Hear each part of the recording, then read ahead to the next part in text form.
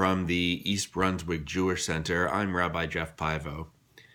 In our weekly Lunch and Learn class, which meets Wednesdays from 12 to 1:30, including lunch, we are studying significant developments in the history of modern Israel. Rooted in the study of primary texts, our discussion focuses on the meaning of those events in terms of Jewish identity and Jewish belief. For example, what did the Israeli victory in the 1967 Six-Day War mean for how Jews saw themselves, both in Israel and America? What was the religious significance of Jerusalem's old city now being in Israeli hands? Were these events at some level made possible because of the divine will?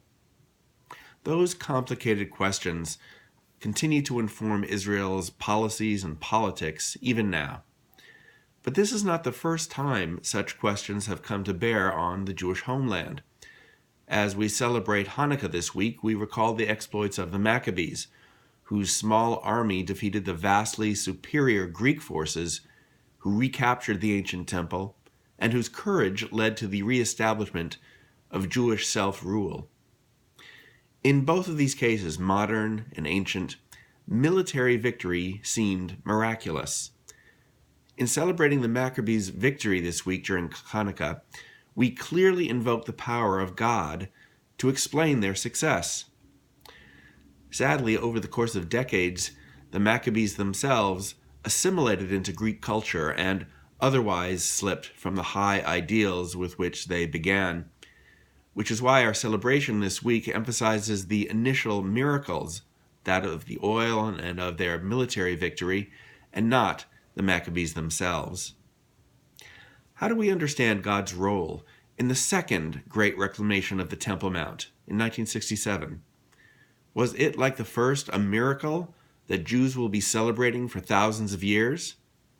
And if so, what will be the legacy of the leaders who won that battle? Will they too be remembered for their initial victory, but largely forgotten due to later sins? Are the victors in both of these wars merely the tools of God's divine plan for Jewish control of the land? The answers to these questions are not easily understood. What we should remember is how complicated questions of war and theology are. As we continue celebrating the miracles of Hanukkah this week, we should also recall the complexity of our relationship with God, war, and the land of Israel. As the light of Chanukiah grows brighter every night, we pray too that our understanding of our sacred history and the meaning of our connection to Israel will also continue to grow. A Shabbat Shalom and a Hanukkah Sameach from all of us at the East Brunswick Jewish Center.